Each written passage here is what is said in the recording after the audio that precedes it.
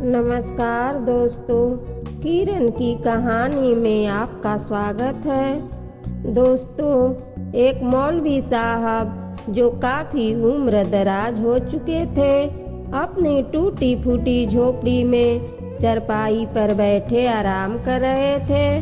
तभी झोपड़ी के बाहर एक महिला कलेक्टर की गाड़ी आकर रुकती है। महिला कलेक्टर गाड़ी से उतरती हैं और झोपड़ी के अंदर जाने लगती हैं। अंदर पहुंचकर महिला कलेक्टर मौलवी साहब के पैर छूती हैं और कहती हैं, अब्बा मैं आ गई हूँ। इस बात को सुनकर मौलवी साहब थोड़ा असमंजस में पड़ जाते हैं और उससे पूछने लगते हैं कि बेटी तू कौन हो और मुझे अब्बा क्यों पुकार रही हो।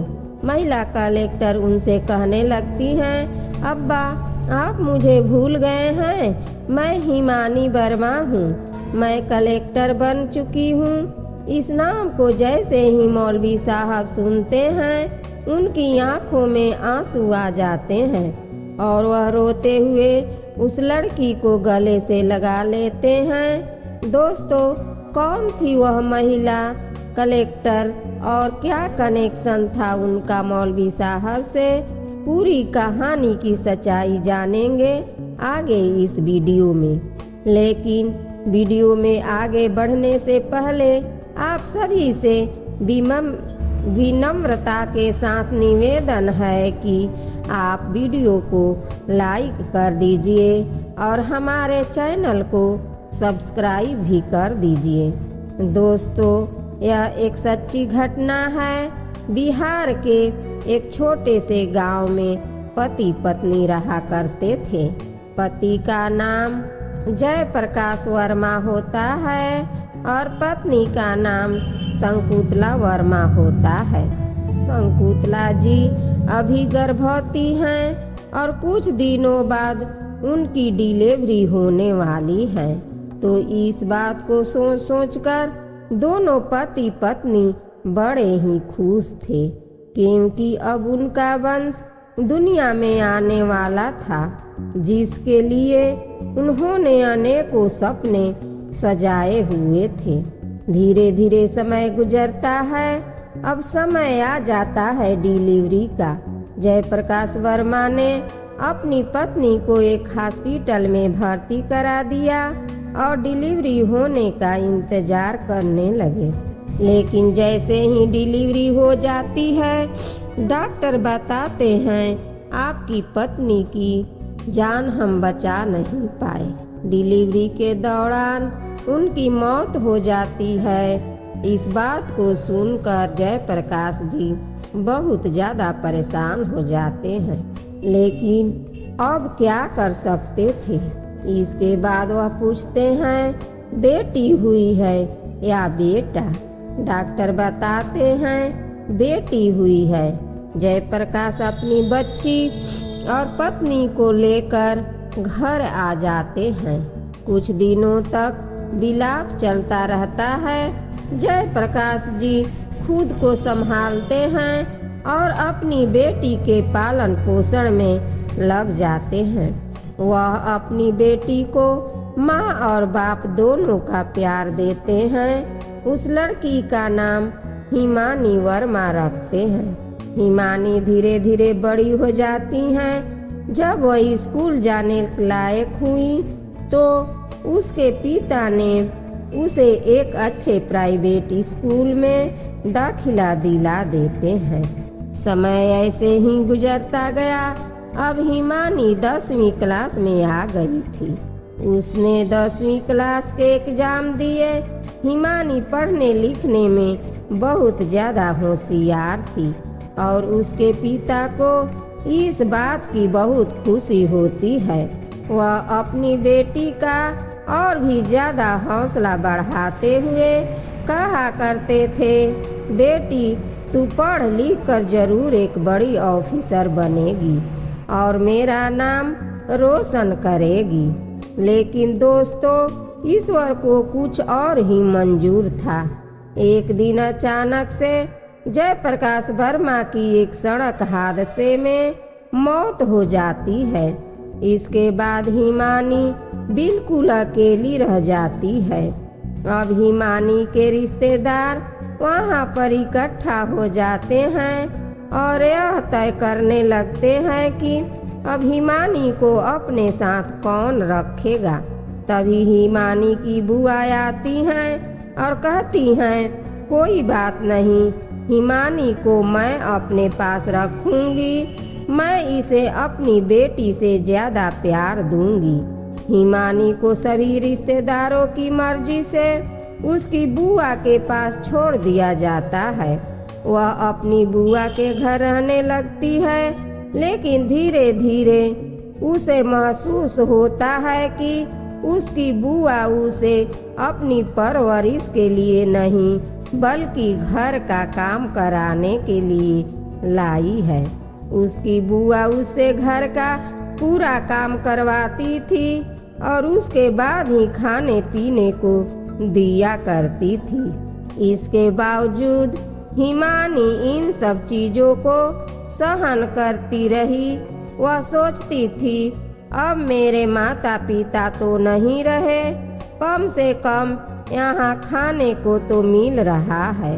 एक दिन उसे पता चलता है कि जो उसने 10वीं क्लास के पेपर दिए थे उनका रिजल्ट आ गया है। हिमानी जैसे ही अपना रिजल्ट देखती है, उसे पता चलता है कि उसने पूरे जिले में टॉप किया है। वह अपनी बुआ के पास जाकर कहती है, बुआ, मैंने 10वीं क्लास में पूरे जिले को टॉप किया है, प्लीज मेरी आगे की पढ़ाई शुरू करवा दीजिए। मेरा किसी अच्छे स्कूल में एडमिशन करवा दीजिए। मैं पढ़ लिख कर किसी मुकाम को हासिल करना चाहती हूँ। मेरे पापा का भी यही सपना था। यह सुनकर उसकी बुआ गुस्से में आ जाती है और कहती है, अगर तू पढ़ने जाएगी तो घर का काम कौन करेगा।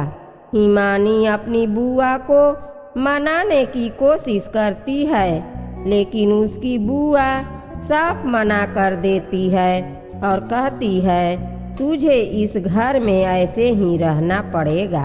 हिमानी अपने आप को एक कमरे में बंद कर लेती है और फूट फूट कर रोने लगती है। उसे अपने पापा की बातें याद आने लगती हैं। रात हो जाती है, लेकिन कोई उसे खाना देने या समझाने नहीं आता। हिमानी परिस्थितियों के साथ जीने की कोशिश करने लगती है, लेकिन कई बार उसके दिमाग में ख्याल आता है कि वह इस घर को छोड़कर कहीं दूर चली जाए। लेकिन वह सोचती है, जाऊंगी तो कहाँ जाऊंगी, क्योंकि उसकी बुआ उसे अपने साथ लेकर आई थी और जो उसका घर था, जिस घर के अंदर वह रहा करती थी, उस घर को बेचकर बुआ ने पैसे अपने पास रख लिए थे। घर यह कहकर बेच दिया था कि मैं इसकी देखभाल करूंगी तो इसमें काम आ जाएगा।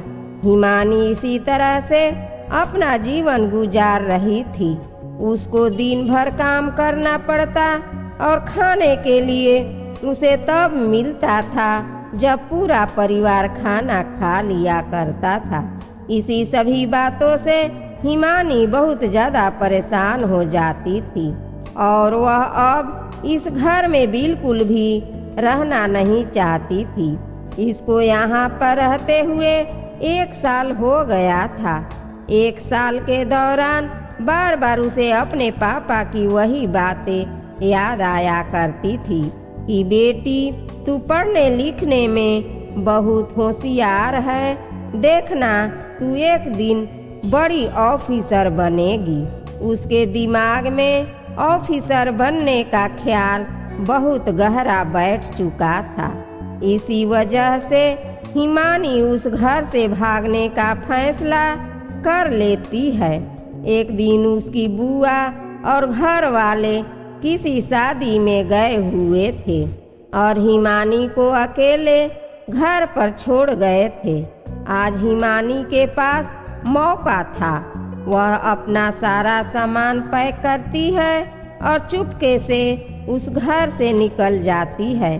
फिर रेलवे स्टेशन की तरफ पैदल चलते हुए पहुंच जाती है और एक ट्रेन में बैठ जाती है। अब ट्रेन में तो बैठ गई थी, लेकिन उसे यह नहीं पता था कि उसे जाना कहाँ है। उसे तो केवल इस जगह से निकलना था, क्योंकि यहाँ पर उसके साथ बहुत बुरा बर्ताव हो रहा था। वह सोच रही थी कि कहीं भी चली जाऊंगी और किसी भी तरह से अपना जीवन काट लूंगी। अब शाम का समय था, फिर रात हो जाती है। रात के समय ट्रेन में बहुत कम सवारी थे।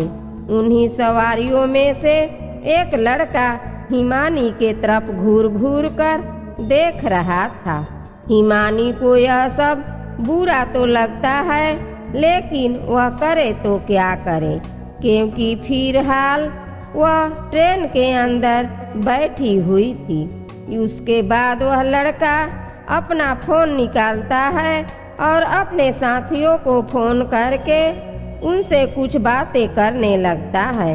हिमानी यह सब देख रही थी और बहुत घबरा जाती है। जैसे ही अगला स्टेशन आता है, उसी डिब्बे में 3 और लड़के चढ़ते हैं। वे सभी उस पहले वाले लड़के के पास चले जाते हैं। वह लड़का हिमानी के तरफ इशारा करता है और सभी लड़के हिमानी की ओर देखने लगते हैं। हिमानी जैसे ही इन चीजों को होते हुए देखती है, खतरे को भांप जाती है और एकदम से उसी स्टेशन पर उतर जाती है। उसके उतरते ही वे लड़के भी उसके पीछे पीछे उतर जाते हैं और उसका पीछा करने लगते हैं। हिमानी अपने बैग को लेकर भागने लगती है।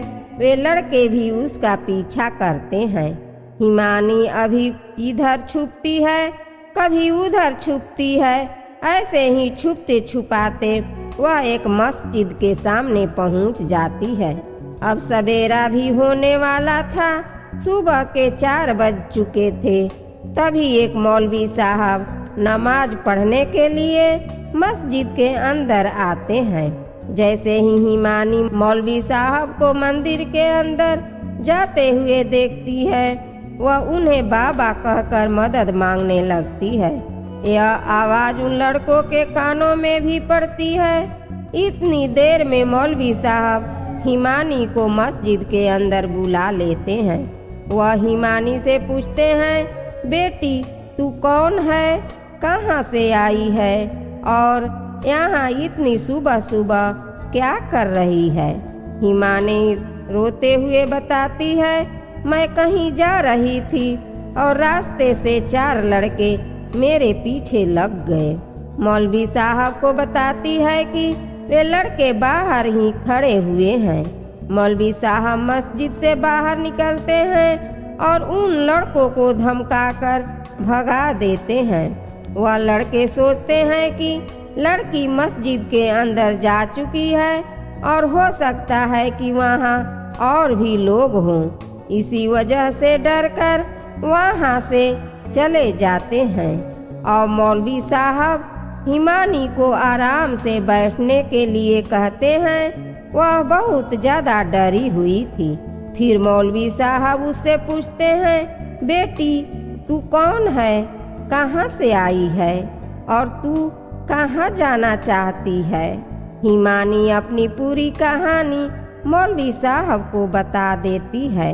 अपनी कहानी सुनाने के बाद उसकी आंखों से आंसू निकलने लगते हैं और वह फूट फूट कर रोने लगती है। मौलवी साहब उसे सहारा देते हुए कहते हैं, बेटी जिसका कोई नहीं होता उसका रब होता है। अब तू किसी बात की चिंता मत कर। तुझे आगे जिंदगी में क्या करना है यह बता दे। हिमानी कहती है, बाबा मुझे पढ़ लिख कर किसी बड़ी पोस्ट को हासिल करना है। मौलवी साहब पूछते हैं, तू कहाँ जाना चाहती है? हिमानी कहती है, बाबा अभी तो कोई मंजिल तय नहीं है, लेकिन मुझे पढ़ाई करनी है, यह तो तय है। मौलवी साहब कहते हैं, बेटी अब तू जवान हो रही है, तेरे साथ जो अभी अभी हुआ है ऐसा बार बार हो सकता है। तुझे किसी घर की जरूरत है, तू ऐसा कर, इतने दिन हमारे घर में रह ले। मेरी बीवी और मैं हूँ, हम दोनों ही रहते हैं, हमारे कोई औलाद भी नहीं है। फिलहाल तू यहाँ रहकर पढ़ाई कर लो। आगे की पढ़ाई के लिए किसी अच्छे शहर चली जाना। अब हिमानी मौलवी साहब के घर में ही रहने लगती है। मौलवी साहब की उम्र 50 साल की थी। उनकी बीवी हिमानी का ख्याल बहुत अच्छी तरह से रखती थी। वे लोग उसका एक स्कूल में एडमिशन भी कराते हैं और वहीं से उसकी आगे की पढ़ाई कराते हैं। हिमानी की परवरिश मानो वे अपनी बेटी की तरह ही करते थे। धीरे धीरे ऐसे ही 2 साल बीत जाते हैं। इन 2 सालों में हिमानी ने अपने स्कूल की पढ़ाई पूरी कर ली थी। जैसे ही हिमानी की 12वीं कक्षा का रिजल्ट आता है, पूरे गांव वाले हैरान रह जाते हैं कि इस लड़की ने 12वीं कक्षा को बहुत अच्छे नंबरों से पास किया है। हिमानी को भी इस बात की बहुत खुशी होती है कि वह मौलवी साहब के साथ साथ इस खुशी को साझा करती है और बताती है, अब्बा मैं बहुत अच्छे अंकों से 12वीं कक्षा पास की है। मौलवी साहब उससे पूछते हैं, बेटी आगे करने का क्या इरादा है? हिमानी कहती है, अब्बा आगे की पढ़ाई के लिए मुझे शहर जाना है। मौलवी साहब उसके शहर जाने का इंतजाम करते हैं, थोड़े बहुत पैसे भी उसे दे देते हैं और कहते हैं, बेटी अगर और पैसे चाहिए होंगे तो मुझे बता देना, मैं तेरे पास पैसे भेज दिया करूँगा। इसके बाद हिमानी उनका आशीर्वाद लेकर एक बड़े शहर में पहुँच जाती है, जहाँ से वह अपनी ग्रेजुएशन की पढ़ाई करने वाली थी। लेकिन हिमानी मौलवी साहब पर और बोझ नहीं बनना चाहती थी, क्योंकि मौलवी साहब जैसे तैसे अपनी बीवी के साथ जिंदगी गुजार रहे थे और ऊपर से उनकी उम्र भी काफ़ी हो चुकी थी। वह नहीं चाहती थी कि वह मौलवी साहब पर कोई बोझ बने। इसी वजह से वह शहर में इधर उधर काम ढूंढने लगती है। काम ढूंढते ढूंढते वह एक बुजुर्ग व्यक्ति के होटल पर पहुंच जाती है और उस होटल के मालिक से काम करने के लिए पूछती है। अब होटल का मालिक पहले ही हिमानी की तरफ देखता है और उससे पूछता है, बेटी तू क्या काम करेगी? हिमानी बताती है, बाबूजी मैं पढ़ी लिखी हूँ, आप जैसा चाहो वैसा काम कर दूंगी, कोई भी काम हो वही चलेगा, लेकिन मुझे पढ़ने के लिए थोड़ा सा टाइम चाहिए होगा। इसके बाद होटल मालिक हिमानी से पूछने लगता है, बेटी तू कौन है, कहाँ से आई है और किस वजह से तुझे काम चाहिए? क्या तेरे परिवार वाले तेरे साथ नहीं रहते? इसके बाद हिमानी रो रो कर अपनी पूरी कहानी होटल मालिक को सुनाती है। होटल का मालिक भी हिमानी की पूरी कहानी सुनकर भावुक हो जाता है और कहता है, बेटी कोई बात नहीं, अगर ऐसी बात है और तुझे पढ़ना है तो तू यहीं रहकर पढ़ सकती हो। तेरी पढ़ाई में जो भी मुझसे मदद होगी मैं वह करने के लिए तैयार हूँ और तुझे जैसा भी काम करना हो वैसा काम तू होटल में कर सकती हो। अब होटल मालिक हिमानी को आगे पढ़ाना चाहता था, इसका कारण यह था कि होटल मालिक की भी एक बेटी थी जिसे पढ़ाने के लिए उसने बहुत जद्दोजहद की थी, लेकिन वह कुछ खास पढ़ाई नहीं कर पाई थी। अब वह हिमानी में अपनी बेटी का रूप देखते हैं और कहते हैं, बेटी अगर तू पढ़ लिख कर बड़ी अफसर बन गई तो मैं अपने आप को धन्य समझूंगा। इसके बाद होटल मालिक उसकी पढ़ाई लिखाई का खर्चा उठाते हैं और साथ ही हिमानी होटल पर ही काम करने लगती है। धीरे धीरे समय बीतता है और समय के साथ हिमानी भी अपनी ग्रेजुएशन पूरी कर लेती है। जैसे ही हिमानी की ग्रेजुएशन पूरी होती है, वह होटल मालिक से कहती है, बाबूजी, अब मुझे आगे की पढ़ाई करने के लिए दिल्ली जाना पड़ेगा। होटल मालिक उसे खुशी खुशी दिल्ली भेज देता है और पूरा खर्चा उठाने की जिम्मेदारी लेता है। वह हिमानी को खुद जाकर एक अच्छे कोचिंग सेंटर में उसका एडमिशन कराता है और उसके रहने खाने का इंतजाम कर देता है। हिमानी मन लगाकर मेहनत करती है और धीरे धीरे समय के साथ हिमानी डिस्ट्रिक्ट कलेक्टर बन जाती है। जैसे ही वह डिस्ट्रिक्ट कलेक्टर बनती है, यह खुशखबरी सबसे पहले वह होटल मालिक को देती है, बाबूजी, मैं जिला कलेक्टर बन गई हूँ। होटल मालिक यह सुनकर बहुत खुश होता है। इसके बाद हिमानी ट्रेनिंग के लिए चली जाती है। ट्रेनिंग पूरी करने के बाद एक जगह उसकी पोस्टिंग हो जाती है। अब हिमानी के पास सरकारी गाड़ी और सरकारी घर था। उसे अब किसी बात की कोई परेशानी नहीं थी। इसके बाद होटल मालिक उससे मिलने के लिए आता है। हिमानी उनका अच्छे से स्वागत करती है और बाबूजी बाबूजी कहकर उन्हें संबोधित करती है। होटल मालिक से मिलने के दौरान उसे मौलवी साहब की भी याद आ जाती है, क्योंकि मौलवी साहब और उनकी बीवी ने उसके साथ बहुत अच्छा व्यवहार किया था। उन्होंने 2 साल तक उसकी देखरेख की थी और 12वीं कक्षा तक उसे शिक्षा दिलाई थी। इसके बाद हिमानी मौलवी साहब से मिलने का मन बना लेती है और अपनी सरकारी गाड़ी में बैठकर सीधा मौलवी साहब के घर चली जाती है। अब इन बातों को लगभग 7 साल बीत गए थे। 7 साल बाद हिमानी एक कलेक्टर साहब के भेष में सीधा उस घर पहुंचती है जहां कभी मौलवी साहब रहा करते थे, जहां वह कभी मौलवी साहब और उनकी बीवी के साथ रहा करती थी। वहां पहुंचने के बाद वह देखती है कि जिस घर में कभी वह रहा करती थी, वह घर फिलहाल नहीं है। उस घर की जगह एक टूटी फूटी झोपड़ी बनी हुई है। हिमानी उस झोपड़ी के अंदर जाने लगती है।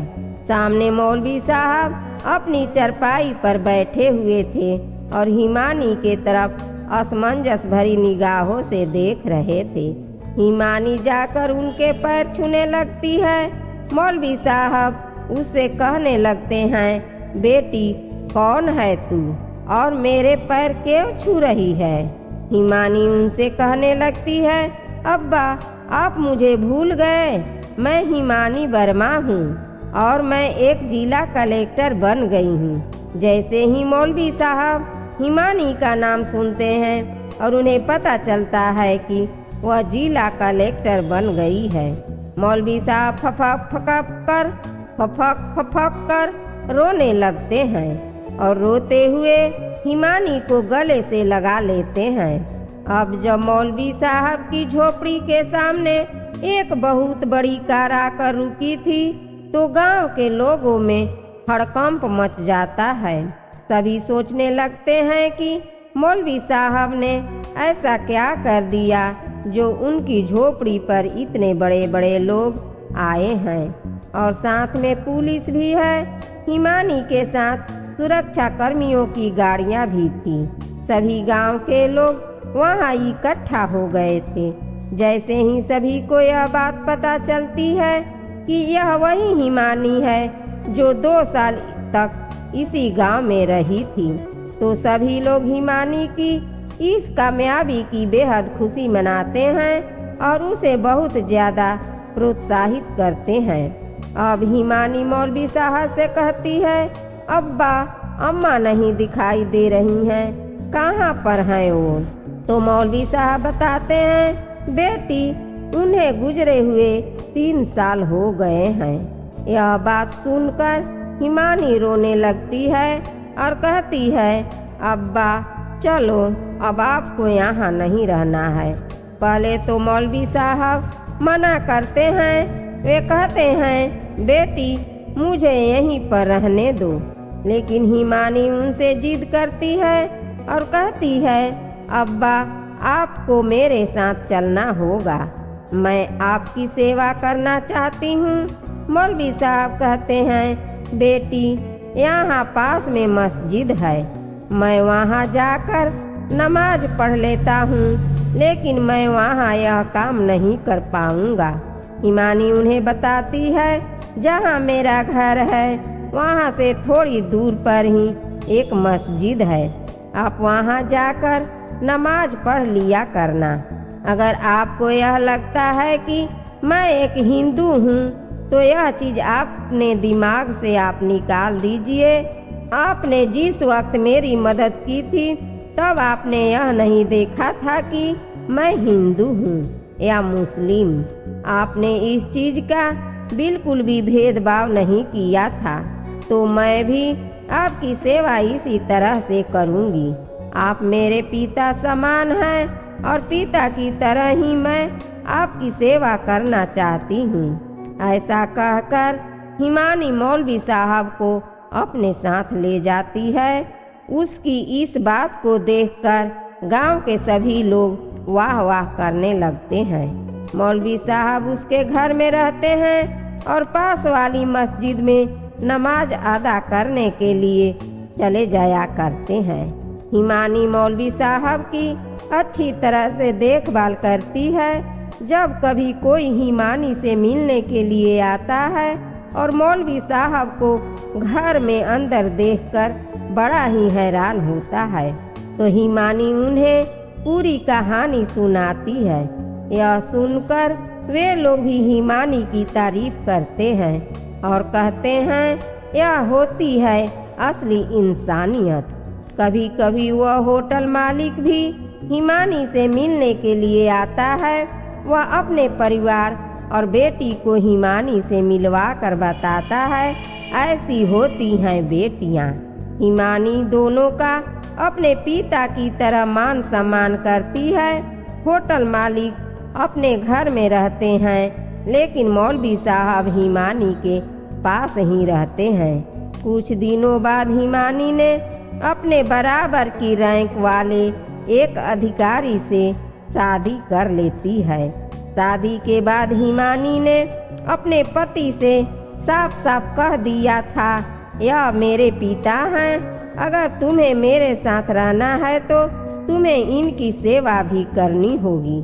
हिमानी का पति जब पूरी कहानी सुनता है कि किस तरह से हिमानी IAS अधिकारी बनी है और मौलवी साहब ने किस समय उनका साथ दिया था, तो उसकी आंखों में भी मौलवी साहब की इज्जत और बढ़ जाती है।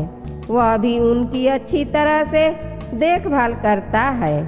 तो दोस्तों, यह थी आज की कहानी एक लड़की की, जिसके माता पिता उसे बचपन में ही छोड़कर चले गए थे, लेकिन उसने अपने मुकाम को हासिल किया और कामयाब होकर समाज को यह दिखाया। आप मौलवी साहब और होटल मालिक जैसे व्यक्तियों के बारे में क्या कहना चाहते हैं? अपनी राय हमें कमेंट करके ज़रूर बताएं।